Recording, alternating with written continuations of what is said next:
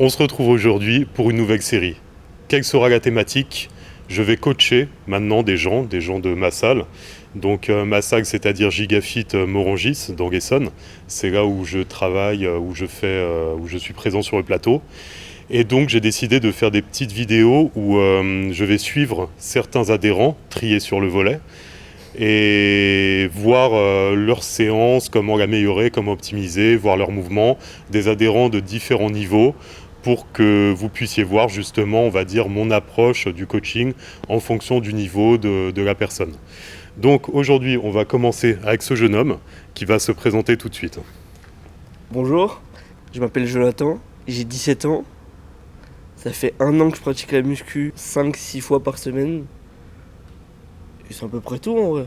J'ai pas... Qu'est-ce que tu as fait jusqu'à présent comme type de programme ? J'ai fait un split Mhm. où je fais 2 fois les jambes par semaine. Un peu beaucoup, mais en vrai j'adore faire les jambes. Et je crois que c'est la séance qu'on fait aujourd'hui. C'est ça. Et donc voilà, par exemple, premier point qu'on va aborder, c'est vrai que quand quelqu'un débute, bon voilà, il sait gérer tout seul, mais en général, moi, un débutant, je vais plus le mettre sur un full body. Pourquoi ? Pour pas qu'il s'éparpille, pour rester sur un programme fixe où on refait régulièrement les mêmes mouvements afin de les apprendre plus vite, d'être plus rapidement efficace sur ces mouvements et de pouvoir forcer par extension dessus. Et après, en général, au bout d'un certain temps, quand la personne a un peu tendance à stagner, on va passer par exemple sur un upper-lower, donc haut du corps, bas du corps. Et là, on fera par exemple 2 fois le haut, 2 fois le bas. Bon, après, c'est pas fixe, hein. Vraiment, là, j'évoque des grandes lignes. Donc là, on va faire comme si on était sur un upper-lower, donc on va faire une séance basse du corps parce que c'est la séance qui apprécie le plus, fait suffisamment rare pour être signalée pour un débutant, vu que la majorité fuit les séances jambes. Donc on va s'amuser. Après, c'est vrai que niveau morphologique, il est plus adapté pour une séance jambes, dans le sens où il a les fémurs courts. Et par exemple, pour le squat, il est plus à l'aise. Quand il descend, le dos est plus droit. Donc c'est entre guillemets un peu plus facile pour lui. Même si, voilà, je vais tout de suite aborder certains sujets, même s'il y a une grosse mode à l'heure actuelle, qui a une part de légitimité, dans le sens où effectivement un programme doit être adapté à chaque personne. Mais le problème, c'est qu'on assiste à un tel battage médiatique sur l'anatomie et la morphologie, que maintenant, quelqu'un va essayer un exercice, et dès que ça n'a pas l'air de lui convenir dès son premier essai, il va tout de suite l'écarter. Sauf que, avant de savoir si un mouvement nous correspond, il faut peut-être l'apprendre. Il faut peut-être passer du temps dessus, il faut peut-être apprendre à le ressentir, à cibler le muscle qu'on veut travailler pour voir si ça nous correspond ou pas. Et ça, c'est un peu un petit écart de notre société contemporaine où on est tellement prévenant, on a tellement peur de tout, de la blessure, de je ne sais quoi, mais on ne prend même plus le temps d'apprendre quelque chose. Et donc voilà, c'est une petite aparté par rapport au squat, par exemple, où maintenant tout le monde devient spécialiste en anatomorphologie et sans avoir commencé à muscu, je peux pas faire de squat, je peux pas descendre parce que fémur loin, d'accord. Mais non, il y a peut-être un petit temps de travail, un petit temps d'expérimentation, voir au niveau de la mobilité des chevilles s'il y a quelque chose qui ne va pas, voir tout simplement la posture, en fait, si on le fait de la bonne façon ou pas. Et en fonction de ça, après, on peut en faire des conclusions. Donc, faut vraiment y aller étape par étape, de manière progressive. Et donc là, en l'occurrence, d'autant plus pour un débutant. Et là, on va donc voir un peu comment il se débrouille, on va voir son exécution sur les mouvements, et on va essayer d'optimiser tout ça. Donc on se retrouve dans la salle. Abordons maintenant le sujet de l'échauffement. Donc, on a mis ce charmant jeune homme sur un vélo.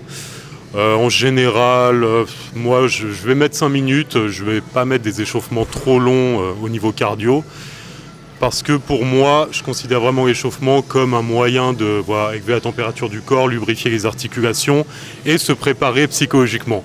C'est le début de la phase de concentration, n'est-ce pas ? Concentration qui manque cruellement à la majorité des pratiquants à l'heure actuelle. Et donc suite à ça, alors pareil, c'est moi, en échauffement, je vais aller direct sur du musculaire. Voilà, c'est mon approche. Mais après, il y a des gens qui aiment bien faire un échauffement ostéo-articulaire, ce qui est son cas. Donc, il va le faire par la suite. C'est propre à chacun en fait. Encore une fois, il y a des gens qui ont besoin de plus d'exercice, plus de temps, d'autres un peu moins. Pour moi, juste le minimum, ça va être 5 minutes cardio et ensuite un petit circuit, par exemple pour les jambes, leg extension, leg curl, les squats au poids du corps. Si on a besoin de plus, on peut faire des fentes à poids du corps. Mais pour moi, ça va être ça l'échauffement. Après, pour le haut du corps, j'y viendrai dans une autre vidéo. Mais ça, on va dire, c'est la petite base. Petite base et qui est malheureusement bien souvent négligée aussi. J'en vois encore trop souvent à l'heure actuelle qui arrivent et qui vont direct sur leur barre et qui vont toujours dire oui mais j'ai pas de problème, j'ai pas mal, et qui vont revenir 6 mois après, 1 an après se plaindre d'avoir mal au genou, d'avoir mal au dos. Donc en fait l'échauffement, au-delà du côté préparation, c'est déjà indispensable pour ça. Préparation encore une fois physique et psychologique, c'est aussi préventif pour les blessures. Parce que même si ce qu'on met sur la barre ne nous paraît pas lourd sur le moment, pour le corps c'est lourd. On arrive à froid, on a tous, dans la majorité on a des boulots sédentaires, donc toute la journée on a glandé sur un bureau ou au volant, enfin au volant. Voilà, on est en mouvement, mais voilà, vous comprenez ce que je veux dire, physiquement c'est pas très exigeant. Et là d'un coup on met beaucoup de charge, de tension sur nos articulations, sur nos tendons, et ce qui ne peut être que délétère au fur et à mesure du temps. Donc n'oubliez pas de vous échauffer, c'est complètement indispensable. Le principe de cette série, ça sera de voir la séance des gens, la séance qu'ils font en ce moment, et je vais essayer de rapporter mon approche et qu'est-ce qu'on peut faire peut-être pour optimiser les choses. Donc là, en l'occurrence, il n'y a que 1 an de pratique. Et là, il vient de me dire qu'il est déjà sur du split, et pourquoi pas, si les choses sont bien faites. En général, de ce que je vois, quand je le vois travailler, il travaille bien, il travaille correctement. Il a bien appris les choses avant de les appliquer, il a pris le temps de bien les assimiler, et de bien les faire, de bien les effectuer. Mais là, par exemple, il vient de me dire que sa séance jambes, habituellement, elle dure 1h30, 2 heures, sachant qu'il ne fait de la musculation que depuis 1 an, ce qui est beaucoup trop. Ce qui est beaucoup trop. Après, encore une fois, pour l'observer de temps en temps du coin de l'œil, je le vois souvent en train de discuter. Donc, c'est un pur produit du XXIe siècle, hein, évidemment. Et donc, je pense que dans cette 1h30, 2 heures, il y a moyen d'optimiser les choses de ce côté-là, sur les temps de repos. Et ensuite, évidemment, c'est par rapport aux objectifs.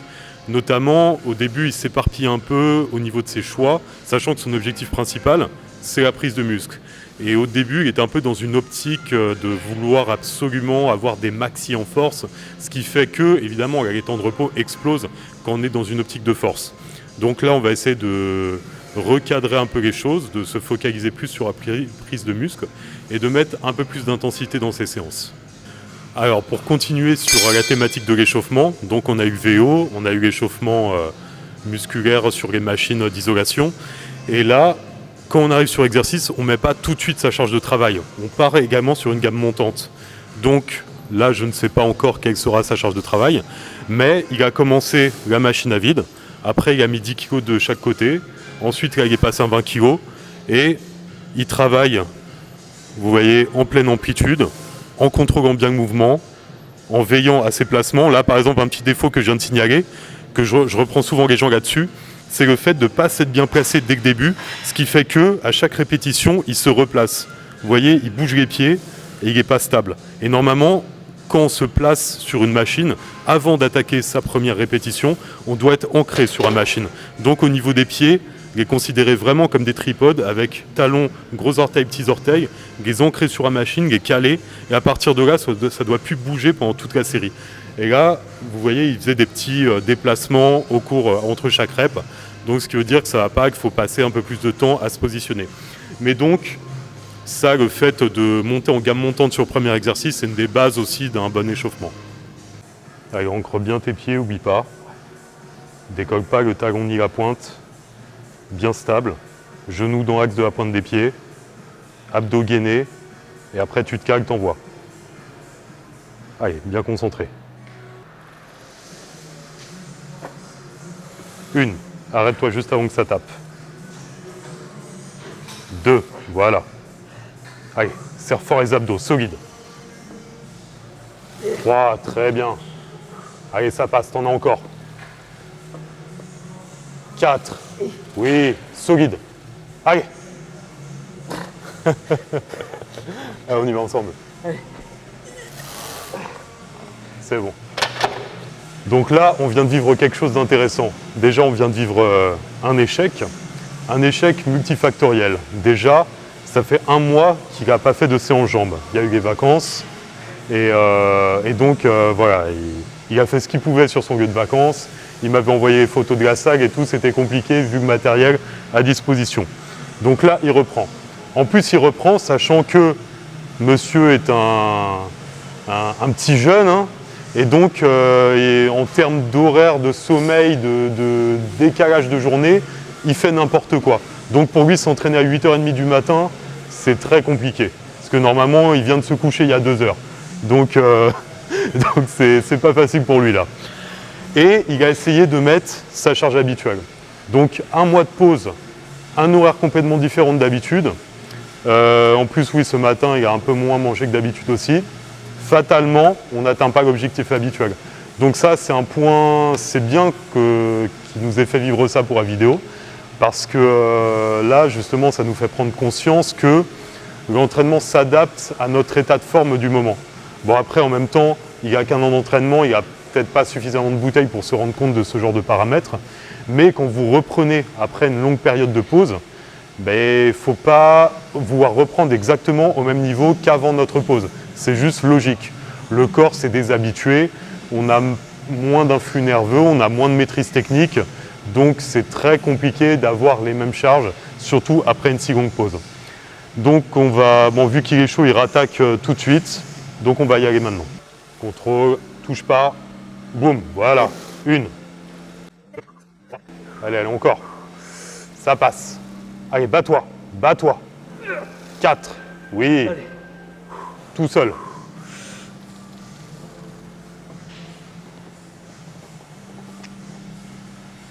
5, c'est bon. Donc vous voyez là, pareil, j'ai corrigé un petit truc sur la précédente série. Il tapait, vous voyez, on a mis les sécurités. Et en fait, il avait pris cette habitude à chaque répétition de taper sur les sécurités. Sur les sécurités, il y a un petit embout de caoutchouc. Et c'est un truc tout bête, mais en fait, il rebondissait dessus. Et ça l'aidait à faire plus de reps. Et vu que je lui ai dit sur sa première série de ne pas toucher ces embouts, ça l'a déstabilisé. Et c'est ça aussi qui a fait qu'il arrive à l'échec plus vite. Parce que ça paraît insignifiant, on pense que ça ne nous aide pas plus que ça. Mais vous voyez, au final, le simple fait de ne plus taper là-dessus, d'être en tension continue, ça l'a mis dedans. Ça l'a mis dedans et ça l'a bloqué. Maintenant, pour revenir sur ce qu'il est en train de faire, premier mouvement, on travaille lourd. C'est une approche que je trouve intéressante, donc là-dessus, je ne dis rien.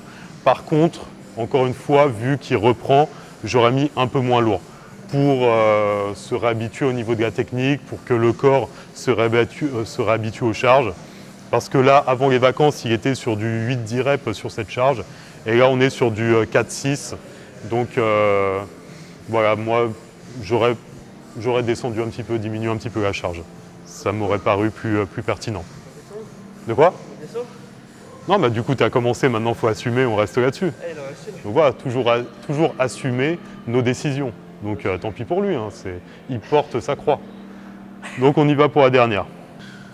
Allez. On se bat jusqu'au bout. Boum. Voilà, 1, très bien. Voilà, encore 1. On y va ensemble. Lâche pas. Vas-y. Voilà, c'est bon. Premier exercice, on vient de faire du hack squat. Maintenant, il passe sur le leg curl. Donc encore une fois, je suis sa séance et je vous dis ce que j'en pense. En l'occurrence, je trouve ça intéressant parce que bien souvent, les séances cuisses sont composées quasi essentiellement d'exercices de quadriceps. Donc on va faire du hack squat, on va faire de la presse, on va faire du squat, on va faire du leg extension et à la toute fin, on va faire un exercice de leg curl. Et après, on se retrouve avec des cuisses déséquilibrées. Et au-delà de ça, même pour tout ce qui est renforcement par rapport à l'articulation, à son maintien, il va se créer une disproportion parce que ça va être très renforcé au niveau du quadriceps et très faible au niveau de l'ischio. Donc là, le fait qu'il fasse d'abord un exercice vraiment focus quadriceps avec le hack squat et qu'il passe tout de suite sur un exercice d'ischio, c'est une bonne approche. C'est une bonne approche et c'est équilibré. Parce que suite à ça, il va faire des remontées de buste sur le banc à lombaire. en descendant bien pour vraiment essayer de focus le mouvement sur les ischios. Donc deuxième exercice ischio. Et après, il va venir sur du gag extension. Donc 4 exercices de cuisses, très très bien pour un an de musculation. Et c'est une bonne approche et une bonne séance jambes selon moi. Ouais, voilà, trouve la position où tu es le plus à l'aise pour pas que le dos bouge et qu'on se retrouve les fessiers au milieu du banc et le dos complètement cambré. C'est important de prendre le temps de bien se caler avant de partir. Allez, 1.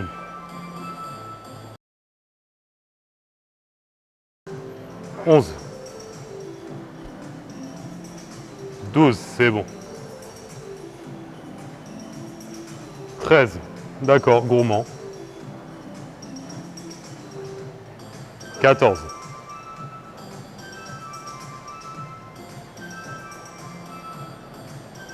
15. Très bien. Alors là, on vient de vivre un moment intéressant. Comment pousser ces séries? Bien souvent, on s'arrête à un chiffre donné parce qu'il y a marqué tel chiffre dans notre programme.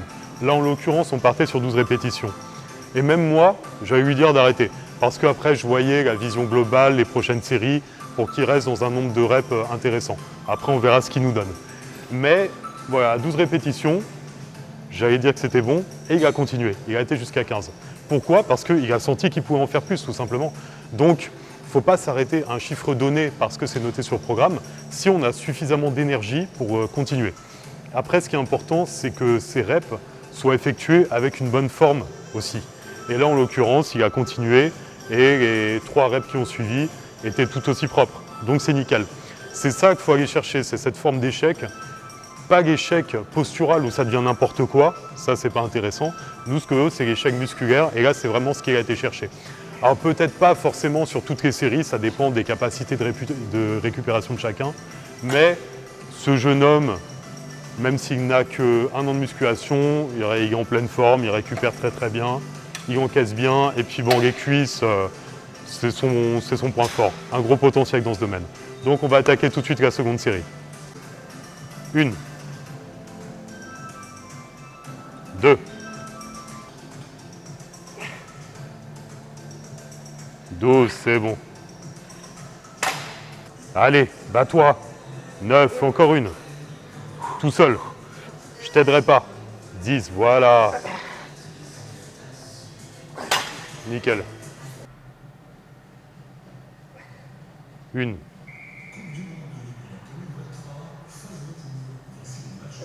2.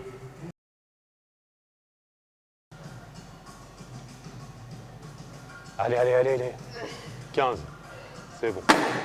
Là, comme vous avez pu le constater, l'exécution pouvait paraître particulière. Pourquoi il le fait comme ça? Tout simplement parce que là, on veut se focaliser sur les ischios. Donc, il allait vraiment chercher de l'amplitude et il ne remontait pas jusqu'au bout. Et alors pareil, ça c'est pas quelque chose que je lui ai dit, c'est quelque chose qu'il fait de lui-même, mais que je trouve intéressant. On pourrait penser que c'est peut-être un peu prématuré d'utiliser ce genre de méthode d'intensification dès le début de notre pratique, mais s'il le sent mieux comme ça, j'approuve totalement. Donc il contrôlait bien la descente, il contrôlait bien la remontée, il marquait un petit temps d'arrêt en bas, et tout simplement il se focalisait sur la sensation. Il a écouté son corps, il a trouvé que comme ça il ressentait mieux, donc c'est parfait. Pour moi, ça me convient parfaitement. L'important, c'est comment on fait les choses et pourquoi on les fait de telle ou telle façon. Et là, par rapport à son objectif, par rapport à ce qu'il veut faire, c'est très pertinent et efficace. Donc ouais, voilà, c'est un fait comme ça, c'est un très bon exercice d'ischio et je valide totalement son approche. 11.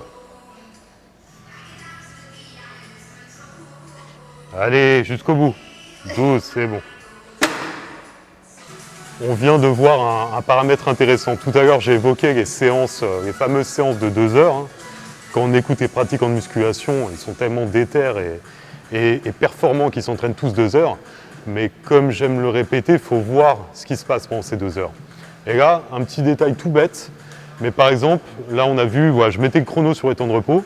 Et pour moi, c'était le temps de partir. Et lui, il me montre son chrono, il avait encore, je sais pas, 10 secondes, ouais, au moins 10 secondes. Alors vous allez dire, ouais, 10 secondes, c'est insignifiant. Certes, Mais voilà, ça déjà, c'est le temps qui aille sur son chrono, qui retrouve le truc, machin, qui mette les 10 secondes. Mais c'est qu'au-delà de ça, c'est qu'il attend la fin de son chrono pour se mettre en place. Or, quand il se met en place, vu qu'il se place bien, il met du temps pour se placer. C'est pas un reproche, ça c'est une qualité.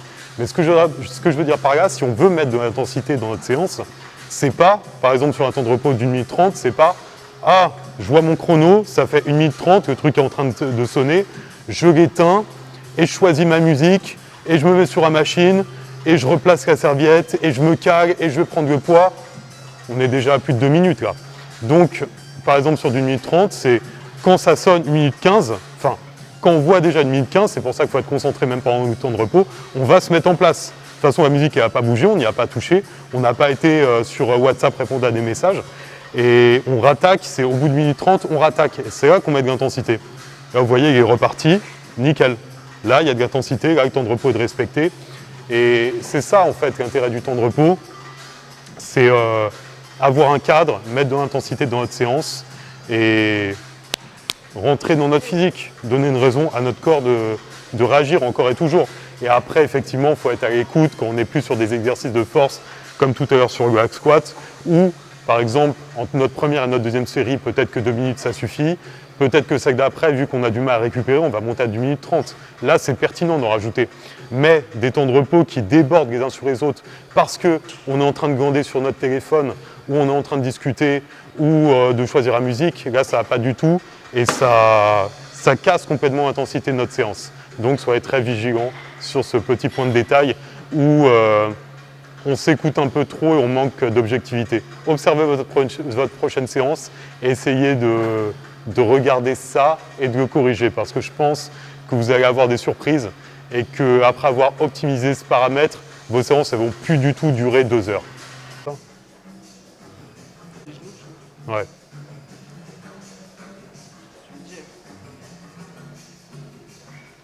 Redresse tes pieds, ouais. Mets-les à angle droit, tu vois, par rapport à tes tibias. Non, non, l'inverse. Ouais.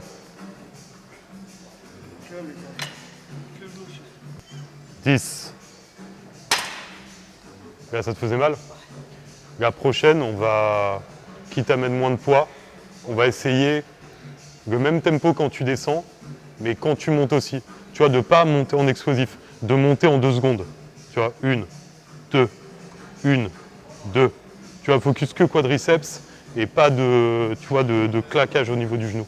Allez, 1, 2, descends. 1, 2, voilà, calme-toi. 1, 2, doucement. 1, 2, 1, doucement, doucement. 2, c'est bon, c'est bon. Va pas chercher les supplémentaires, ça va te mettre de l'attention. C'est mieux ou pas? Alors là, on vient de procéder sur une petite correction sur un leg extension.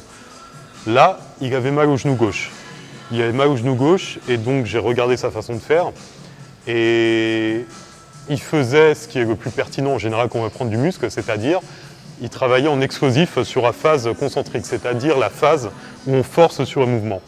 Mais ça lui procurait des douleurs, donc ce que j'ai décidé de faire, c'est de mettre un tempo sur sa concentrique. Il avait déjà un tempo sur son excentrique, donc la phase où il relâche la charge, mais voilà, il y avait ce côté explosif qui faisait qu'il claquait un peu au niveau du genou. Donc là, ce qu'on a fait, on a fait un 2 secondes sur excentrique, 2 secondes concentrique. Et là, il n'y a pas eu de douleur sur cette série. Donc vous voyez, pareil, ces méthodes-là, on y va. Ces méthodes-là, ce n'est pas une histoire, certains vont les vendre, oui, pour déclencher une hypertrophie incroyable, sortie du tréfonds des enfers. Non, ce sont juste des outils supplémentaires qui vous permettent d'adapter votre entraînement, de progresser à nouveau sans passer toujours par la sempiternelle augmentation du poids. La surcharge progressive dans l'idée, c'est très bien, mais passer un certain temps de pratique, augmenter le poids, ça devient compliqué quand ça fait des années et des années que vous vous entraînez. On serait tous à 300 kg au squat, à 200 au coucher, à 400 au soulevé de terre sinon. Mais non, malheureusement non, on a tous des limites. Donc ces petites méthodes d'intensification, c'est une autre manière de travailler avec le muscle. Et aussi, ça a son intérêt justement quand on a des douleurs. Quand une exécution traditionnelle ne nous convient pas, ben, on peut switcher sur cette méthode. Comme ça, on mettra moins lourd aussi, donc moins de stress articulaire. Mais en même temps, ça sera toujours aussi contraignant pour le muscle. Et surtout, ça va le soulager d'une douleur pendant l'exercice. Maintenant, on termine la séance par les mollets. Les mollets, l'éternel débat, oui, c'est de la génétique. C'est de la génétique. Certaines génétiques auront bon faire ce qu'ils veulent. Ça va être très compliqué d'avoir des gros mollets. Mais ça ne nous dédouane pas de les travailler quand même. Parce que le truc, des fois, on se dit justement, j'ai pas de mollets, c'est la génétique. Mais si on regarde les séances de ces personnes-là, il y aura un exercice de mollet en fin de séance jambes, 4 séries de 10-12. Qu'est-ce qu'on veut espérer comme croissance musculaire avec juste 4 séries de 10 répétitions sur un muscle par semaine? Il faut être cohérent et logique. Là, bon, pour son cas précis, monsieur est très avantagé génétiquement en termes de mollets. Déjà en arrivant à la salle, il y avait déjà des mollets, c'est familial. Je connais son frère, c'est pareil. Apparemment, leur père, c'est la même chose. Ils ont tous des gros mollets sans rien faire. Mais bon, il optimise les choses, il les travaille quand même. Mais lui, un exercice semaine, ça lui suffit largement. Par contre, pour des profils comme le mien ou d'autres qui ont du mal à prendre des mollets, bah, ça peut être pas mal d'augmenter le volume, de faire 2 exercices, au lieu de faire 4 séries, peut-être 5 séries, ou alors faire 2 séances dans la semaine. On peut en faire après la séance jambes, et par exemple, si la séance dos est 2-3 jours après, on peut faire après la séance dos. Là, ça peut être intéressant. Et même sur les 2 séances, mettre 2 exercices à chaque fois. Un exercice où on a les jambes tendues, un exercice où on a les jambes pliées. Ça va augmenter le volume, ça va augmenter la fréquence de stimulation, et donc, par extension, éventuellement augmenter les gains. Évidemment, encore une fois, on ne va pas transcender notre génétique. Si nos insertions sont très courtes et qu'on a ça de mollet, voilà, ça ne va pas être terrible. Mais bon, bien souvent, on crie à la faiblesse génétique et c'est juste en fait une faiblesse de stimulation et de travail. C'est juste voilà, ce point qui me semblait important d'évoquer par rapport au mollet. Alors là, quand on travaille les mollets aussi, ce qui est important, c'est de bien maîtriser le mouvement, comme pour tout. Mais les mollets, pareil, j'en vois trop souvent sautiller comme ça, et là, il n'y a aucune tension musculaire en fait. Et là, vous voyez, il est bien dans le contrôle, il contrôle la négative, il contrôle la phase positive, et en plus, il touche ses mollets. Donc, ce qui améliore notre relation cerveau-muscle. Voilà, pour quelqu'un qui a qu'un an de pratique, il a déjà d'excellents réflexes, et là, il optimise les choses. Et même si c'est déjà un point fort, bah, ça va être encore un point plus marquant de son physique. Et c'est très bien. C'est très bien travaillé, c'est intelligemment construit et exécuté. Et là, vraiment, il met toutes les chances de son côté pour vraiment bien recruter les mollets. 5. Donc là, vous voyez, c'est très bien ce qu'il fait, dans le sens où il marque un temps d'arrêt en bas, donc il casse le réflexe du tendon d'Achille à nous faire remonter, et après, il marque un temps d'arrêt en haut pour vraiment contracter au plus fort le triceps. Le mollet. 15, très bien. Là, vous voyez un truc très intéressant qu'il a fait de lui-même sans que je lui dise. En même temps, je lui ai déjà parlé de ça, donc je pense que maintenant, il applique ces choses-là un peu plus intuitivement. Mais donc, les premières reps étaient très maîtrisées. Et à partir de la 10e rep, à peu près, on va dire, il sentait qu'il pouvait aller plus loin, mais s'il gardait la même exécution, il allait rester sur place. Donc, il a rajouté un peu de rythme. Il marquait moins de temps d'arrêt. Et ça, c'est très bien pour aller chercher des reps supplémentaires sur une dernière série, par exemple, pour se rapprocher un peu plus de l'échec et pour mettre un peu plus d'intensité dans sa série. Ça, c'est une excellente chose. Et d'ailleurs, ça me fait penser que je dois le faire un peu plus dans mes séances aussi, parce que c'est ce que m'avait notifié Ali de la Team NFC, qu'on avait fait une séance ensemble, où j'étais trop dans cette recherche de la perfection du mouvement, de la première à dernière rep, que tout soit propre, parfait, impeccable. Mais ce qui faisait que je me bridais en termes de potentiel de progression et de manière de mettre de la pression sur le muscle.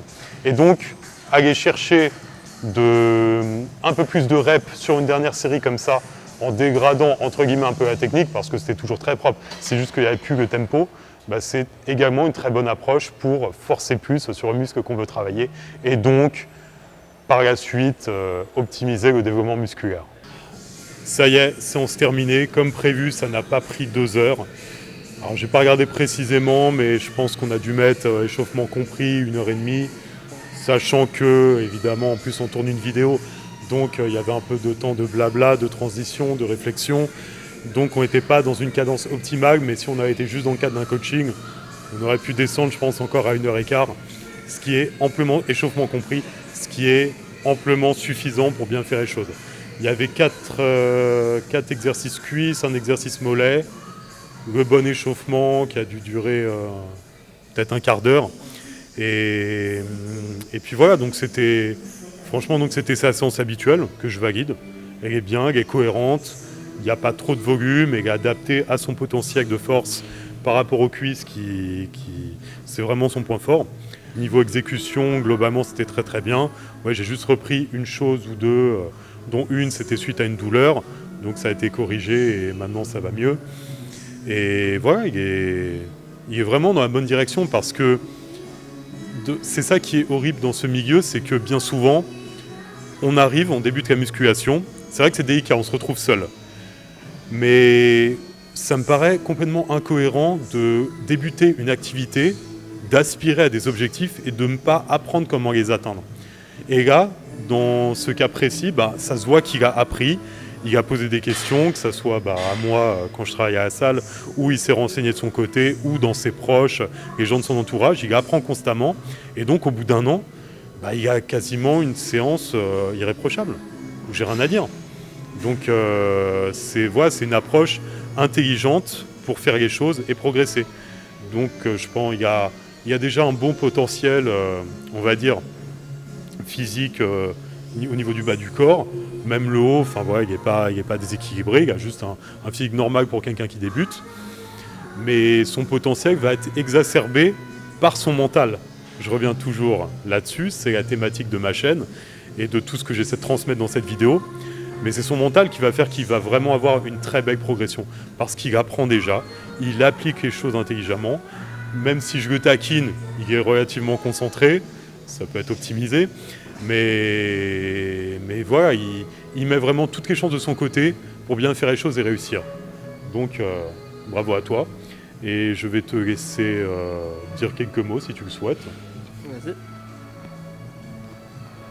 Déjà, je souhaite te remercier toi, parce que c'est gentil de me faire confiance. Alors que j'ai 17 ans, j'ai un an de muscu pour une chaîne, on va dire, aussi sérieuse. Tu vois, tu parles du mental et tout.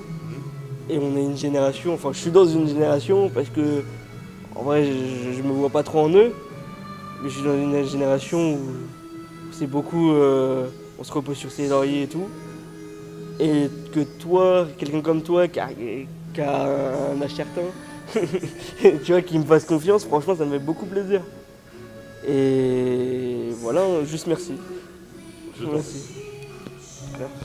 Avec grand plaisir. Donc voilà, je pense que ça va être le début d'une série. Je vais faire plusieurs vidéos comme ça, avec différents profils. Donc là, un débutant, un an de pratique. J'en ferai avec des gens plus confirmés, plus avancés, avec des femmes, avec des gens qui ont parfois moins de temps à consacrer. Pour tous ceux qui disent par exemple « Ouais, mais moi j'ai pas le temps », sous-entendu, en salle, il n'y a que des chômeurs, des gens qui n'ont pas d'enfants. J'ai dans les gens que je coach, je verrai s'ils acceptent de faire des vidéos, mais des gens qui gèrent des entreprises, qui gèrent des structures, qui travaillent 35 heures, ils ne connaissent pas, c'est limite on va doubler ça, et avec des enfants, et qui sont quand même présents 3 fois par semaine, et qui font ce qu'ils peuvent avec leur contexte qui est le leur, pour se rapprocher de l'atteinte de leurs objectifs. Donc dans tous les cas, encore une fois, c'est une histoire de volonté, c'est une histoire de ne pas se mentir à soi-même, et c'est une histoire d'investissement personnel pour se rapprocher du but que l'on souhaite atteindre. C'est toujours ça que j'essaie de transmettre, et donc à travers cette série, je vais essayer de présenter des profils différents, de voir pour, on va dire, optimiser leurs séances. Donc pareil, peut-être des conseils qui pourront s'appliquer à vous également. Bref, on va en rester là. Je pense que j'ai assez parlé, vous m'avez assez entendu. Merci à toi pour cette séance. Merci pour ta ponctualité. Fait très appréciable. J'adore ça quand j'arrive sur place et que la personne est déjà là. Bon, mon caméraman, dans le genre de niveau ponctualité, pareil, irréprochable. Donc pour une fois, je ne vais pas le taquiner. Et merci à vous pour votre attention. Et puis on va continuer dans cette optique de vidéos pédagogiques et en essayant de vous transmettre le maximum des choses qui, je l'espère, vous serviront par la suite.